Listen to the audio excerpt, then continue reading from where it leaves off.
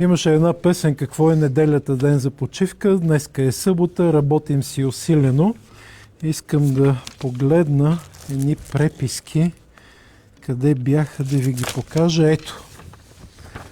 Заплати. Темата днес е заплатите.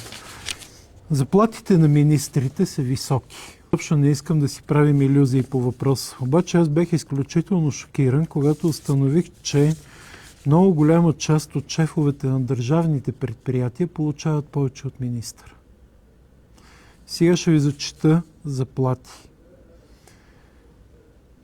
Директор на конкретно държавно предприятие 14 969 лева. За 3 месеца на 25-та година, последните 3 месеца, 44 907 лева. Друго държавно предприятие 37 364 лева за последните 3 месеца на годината. 36 714, 35 758, 40 051 лева, 34 881 лева. Това са между 10 и 15 хиляди лева заплата всеки Божи месец. И това не е принципала. Министърът е принципала на цяло Министерство на земеделието. Това са директори, които са шефове на конкретни държавни предприятия. Всичките, които ви прочетох, са на загуба. Без изключение.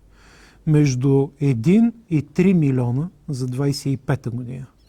Между 1 и 3 милиона лева загуби, те правят заплати между 10 и 15 хиляди лева всеки Божи месец. Още едно държавно предприятие. 12 116 всеки месец за последните 3 месеца.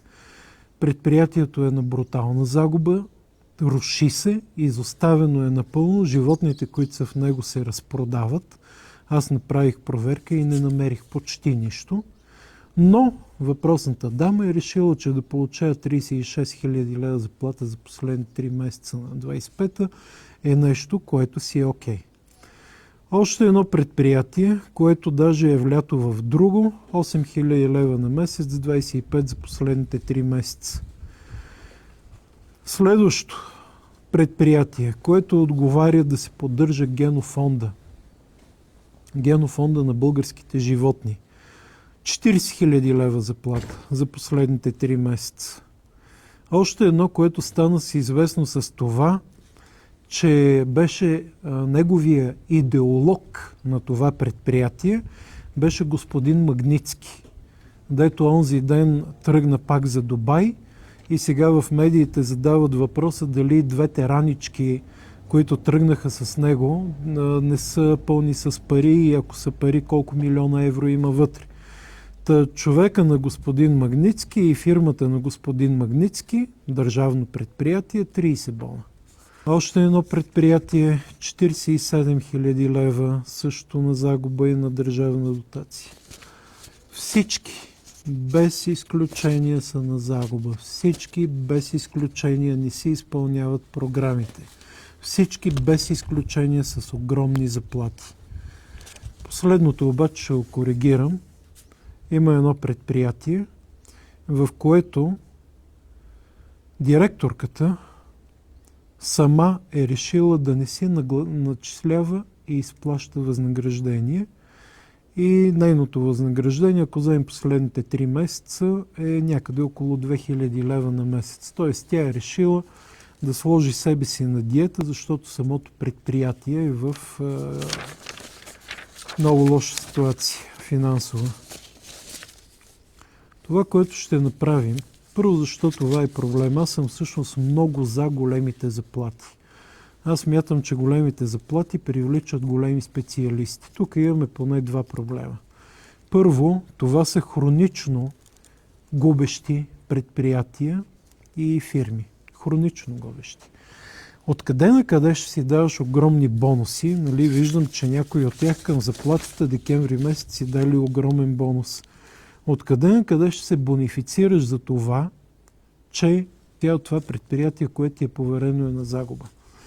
Другото, което пак във възнагражденията виждам като проблем, те се правят по една система, дават се едни балове, Его тук документа са ми го подготвили, как точно се изчисляват възнагражденията на шефовете в предприятията, стопанствата и така нататък, и им се дават едни огромни балове, при положение, че цялото нещо е в състояние на свободно падане, на разруха.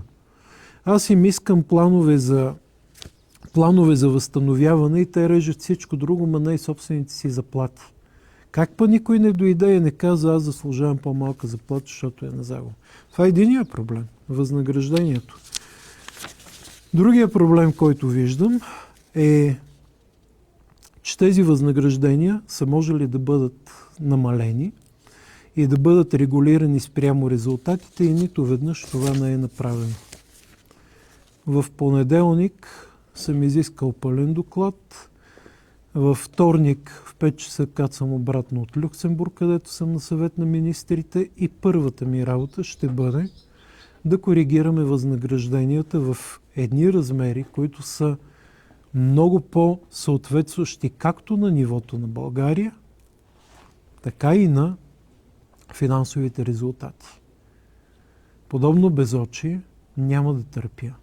И напомням, от първия ден на мандата си го казах, до последната секунда, в която съм министър, аз ще работя и ще работя в интересите на България, на българските граждани. Така че никой да не очаква, че понеже ни остават 1-2 седмици и ще охлабим хватката и ще започваме да даваме фандък за всякакви такива простоти. Не, обратното, ще си действаме също толкова решително и смело, колкото до момента.